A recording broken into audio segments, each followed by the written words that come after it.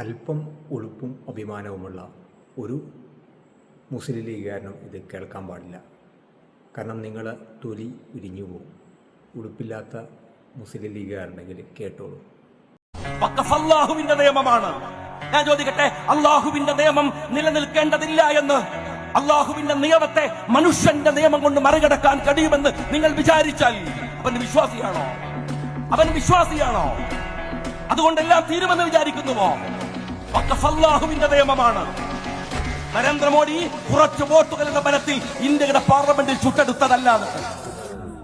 പക്ഷേ നമ്മുടെ സമൂഹത്തിന്റെ അവകാശങ്ങൾ ഓരോന്നോരോന്നായി കവർന്നുകൊണ്ടിരിക്കുന്ന കാലഘട്ടത്തിൽ നമ്മൾ ചിന്തിക്കേണ്ട ഗൗരവതരമായ കാര്യമുണ്ട്. സത്യസന്ധമായ ഒരു മാർഗത്തിലാണ് നമ്മൾ നിൽക്കുന്നത്. ഇൽമിന്റെ പ്രധാനത തന്നെയാണ്. ഇൽമെന്ന് പറയുമ്പോൾ ഈ സത്യസന്ധത സമൂഹത്തിൽ പ്രചരിപ്പിക്കാനാ, ഭൗതികത വളർത്താനല്ല. ആത്മീയത വളർത്തുമ്പോഴും ഭൗതികത വളർത്തുകയാണെങ്കിലും എന്താണെങ്കിലും ശരി, നിങ്ങൾ ഭൗതികമായ ഒരു കാര്യം ചെയ്യുമ്പോൾ പോലും സത്യസന്ധത വേണം. കൃത്യമല്ലേ? അബ്ദുൽ മലിക് ബിൻ മർവാനെ കുറിച്ച് ഉദ്ധരിച്ച താരീഖിൽ കാണാം, കാല അബ്ദുൽ മലിക് ബിൻ മർവാൻ. അബ്ദുൽ മലിക് ബിൻ മർവാൻ നല്ലൊരു ഭരണാധികാരിയാണ്. അദ്ദേഹം പറഞ്ഞു ആരോട്? കാല അബ്ദുൽ മലിക് ബിൻ മർവാൻ ലി മുഅല്ലിമി ഔലാദിഹി. കുട്ടികളെ പഠിക്കുന്ന മൗലവിയോട് പറഞ്ഞു.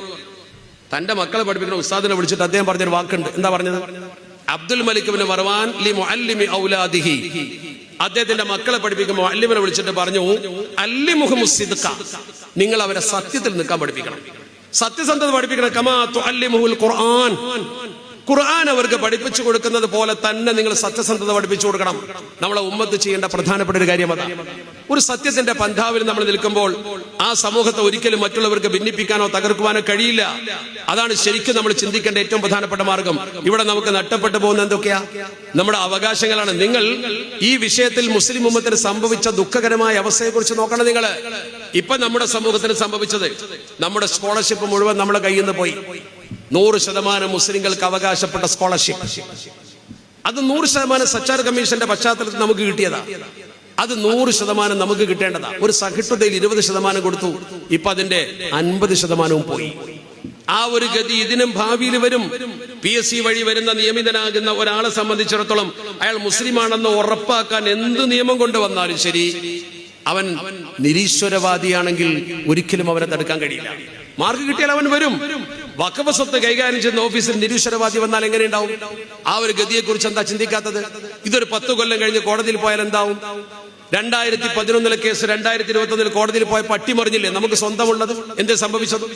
അത് മുസ്ലിങ്ങൾക്ക് മാത്രമുള്ളതാണ്. ചിലർ വിചാരിച്ചു അത് ന്യൂനപക്ഷത്തിൽപ്പെട്ട ഒരു കൂട്ടർക്ക് കൊടുത്തതാണ്. ജസ്റ്റിൻ എന്ന് പറയുന്ന ആള് കോടതിയിൽ പോയിട്ട് പറഞ്ഞാൽ ഞാൻ അവസാനിപ്പിക്കുമെന്ന് പറയാം, ഒരു മാളത്തിൽ നിന്ന് ഒരിക്കലേ പാമ്പ് കടിച്ചു, 2ാം തവണ ആവരുത്. ജസ്റ്റിൻ കോടതിയിൽ പോയി ആവശ്യപ്പെട്ട എന്താ? ജസ്റ്റിൻ കോടതിയിൽ പോയി പറഞ്ഞത് തെറ്റാണ്. 6 നോട്ടിഫൈഡ് ന്യൂനപക്ഷമുണ്ട് ഇന്ത്യയിൽ. മൈനോറിറ്റികൾ 6 മുസ്ലിങ്ങൾ, ക്രിസ്ത്യാനികൾ, ബുദ്ധർ, ജൈനർ, പാഴ്സികൾ, അതുപോലെ തന്നെ സിഖുകാർ. ഈ 6 കൂട്ടരെ ഒരുപോലെ കാണണമെന്നാണ് ഭരണഘടന പറയുന്നത്. എന്തേ മുസ്ലിങ്ങൾക്ക് മാത്രം കൊടുത്തു? അതാണ് ക്ലാസിഫിക്കേഷൻ. 2 sub classification. അതായത് ക്രിസ്ത്യാനികൾ ഇതിലൊരു ഗ്രൂപ്പാണ്.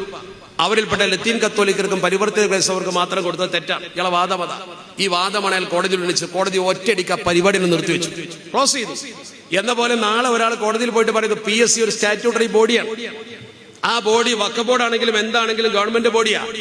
അതിൽ കൊണ്ടുപോയിട്ട് മുസ്ലിങ്ങളെ മാത്രം നിയമിക്കുന്നത് ശരിയല്ല എന്നൊരാൾ കോടതിയിൽ വാദിച്ചാൽ, ഇത് മുമ്പൊരു ഗവൺമെന്റ് ഇങ്ങനെ ചെയ്തിരുന്നു, അന്നിങ്ങനെ നിയമമാക്കി എന്നൊന്നും പറഞ്ഞിട്ട് ഒരു കാര്യമല്ല. കേന്ദ്ര ഗവൺമെന്റ് കൊണ്ടുവന്ന ആനുകൂല്യമാണ് തട്ടിത്തെറിപ്പിച്ച് കൊണ്ടുപോയത്. അത് സംരക്ഷിക്കാൻ മതിയായ നിയമം ഉണ്ടായിരുന്നു. BJP ഭരിക്കുന്ന സമയത്ത് ഗുജറാത്ത് ഹൈക്കോടതിയിൽ ഇത് സംബന്ധമായ കോലാഹലം നടന്നു. വമ്പിച്ച കോലാഹലം, ചെറിയ കോലാഹലമല്ല. നെറ്റ് കയ്യിലുണ്ടെങ്കിൽ അടിച്ചു നോക്ക്. 20/2011 റിട്ട് പെറ്റീഷൻ ഗുജറാത്ത് ഹൈക്കോടതി. കോടതി വിധി എന്താ വന്നത്? കോടതിയിൽ വാദിച്ചു മുസ്ലിങ്ങൾക്ക് മാത്രം കൊടുക്കാൻ പാടില്ല. മുസായിബത്തിനെ അവസാനിപ്പിക്കാം. കോടതിയിൽ പറഞ്ഞു മുസ്ലിങ്ങൾക്ക് മാത്രം കൊടുക്കാൻ പാടില്ല. കോടതി എന്താ പറഞ്ഞത്? കോടതി ഇതിനെക്കുറിച്ച് പഠിച്ച അഭിഭാഷകർ വാദിച്ചപ്പോൾ പറഞ്ഞൊരു വാക്കുണ്ട്, അതുകൂടി പറയട്ടെ. The basis of framing of the scheme is not religion. ഇത് മതപരമായി കൊടുത്തതല്ല, മുസ്ലിങ്ങളായതുകൊണ്ട് കൊടുത്തതല്ല. ഇത് മുസ്ലിം എന്ന നിലക്കുള്ള ആനുകൂല്യവുമല്ല. പിന്നെ എന്താണത്? But improvement of the condition of such disadvantaged group. രാജ്യത്ത് പുരോഗതിപ്പെടാത്തൊരു സമൂഹത്തിന്റെ പുരോഗതിക്ക് വേണ്ടി കൊടുത്തതാണ്. അങ്ങനെ തന്നെ പറഞ്ഞു. പുരോഗതിപ്പെടാത്ത ഗ്രൂപ്പിന് കൊടുത്താൽ മുസ്ലിം ആയിപ്പോയി. ബോംബെ ഹൈക്കോടതിയിൽ കേസ് വന്നു. ബോംബെ ഹൈക്കോടതി എന്താ പറഞ്ഞത്?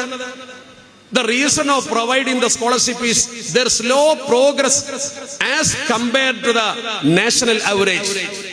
ദേശീയ നിലവാരത്തെക്കാൾ ഇവർ പുറകില. ഒന്നുകൂടി പറഞ്ഞു, religion is not the only factor determinative of eligibility. അതാണ് ബോംബെ കോടതിയുടെ വിധി. ഇതിനവർ യോഗ്യരായത് മതത്തിന്റെ പേരിലല്ല, പിന്നോക്കായതുകൊണ്ട്. അപ്പൊ ഇത് പിന്നാക്കാനുകൂല്യമാണ്, ന്യൂനപക്ഷാനുകൂല്യമല്ല. ന്യൂനപക്ഷാനുകൂല്യമാണെങ്കിൽ 6 കൂട്ടർക്കിൽ വിവേചനം ഉണ്ടാവും. അതേ സമയത്തോ ഇത് പിന്നാക്കാനുകൂല്യമല്ല, ഇത് ന്യൂനപക്ഷാനുകൂല്യമല്ല, പിന്നാക്കാനുകൂല്യമാണ്. പിന്നോക്കത്തിൽ ഏറ്റവും പുറകിൽ ഇന്ത്യയിലാരാ അത് നോക്കിയാൽ മതി, മുസ്ലിങ്ങൾ. അപ്പൊ അത് അവർക്കുള്ളതാണ്. അവർക്കുള്ളത് മറ്റുള്ളവർക്ക് പങ്കുവെക്കാൻ പറ്റില്ല. മറ്റുള്ളവർക്ക് വേണമെങ്കിൽ വേറെ ആകാമായിരുന്നു. ഗവൺമെന്റ് എന്താന്ന് ചെയ്യേണ്ടത്?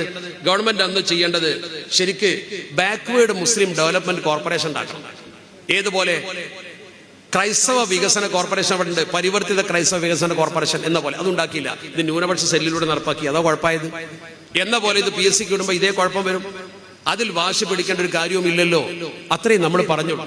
പക്ഷേ നമ്മുടെ ആലിമീങ്ങളുടെ നിർദ്ദേശവും നമ്മുടെ സംഘടനയുടെ നിർദ്ദേശവും പാലിച്ചുകൊണ്ട് നമ്മുടെ എല്ലാ കാര്യത്തിലും അവധാനത പുലർത്തുന്നു, സമാധാനം കാണിക്കുന്നു.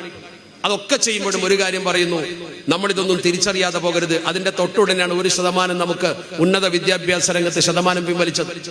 അല്ലെങ്കിൽ തന്നെ മെഡിക്കൽ PGക്ക് 2% നമുക്ക് കിട്ടുന്നുള്ളൂ. 2%. EWSന് 10% കിട്ടുമ്പോൾ നമുക്ക് 2. ഇപ്പോ നമുക്ക് കിട്ടുന്ന മൊത്തം 8% 7%ആയി മാറി. ഒന്ന് കുറച്ചു. ഇങ്ങനെ അടിക്കടി നമുക്ക് ക്ഷീണം വരുന്നു. ആനുകൂല്യം കാത്ത് കെട്ടിക്കിടക്കേണ്ട, നന്നായി പഠിക്കണം, അത് വേറെ കാര്യം. പക്ഷേ നമ്മുടെ ഉമ്മത്ത് മനസ്സിലാക്കേണ്ട കാര്യങ്ങൾ, ഒന്ന്, നിരീശ്വരത്വം നമ്മുടെ മക്കളിലേക്ക് കടന്നു വരുന്നതും അതാണ്. സുന്നി മാലിന്യ ഫെഡറേഷന്റെ ലൈറ്റോ മിഹ്റാബില ഉപദേശം നന്നായി കൊടുത്തിട്ടുണ്ട്. അത് ഇവിടെയും നടന്നിരുന്നു, മനോഹരമായി പറഞ്ഞിട്ടുണ്ട്.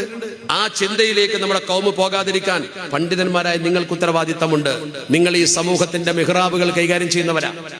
PM ശ്രീ പദ്ധതി മാത്രമല്ല, മുസ്ലിം ലീഗ് പ്രതിപക്ഷത്തിരിക്കുമ്പോൾ ഹറാമായ എന്തു സംഗതിയും ഇത് ഭരണപക്ഷത്തിലെത്തുമ്പോൾ ഹലാലായി മാറും. അതേപോലെ തന്നെ മുസ്ലിം സമുദായത്തിലെ പണ്ഡിതന്മാരെ ഉപയോഗിച്ചുകൊണ്ട് അവർ പ്രസംഗിച്ച പല വിഷയങ്ങളും മുസ്ലിം ലീഗ് അധികാരത്തിൽ വരുന്നതോടുകൂടി പിന്നെ അതില്ലാതാവും.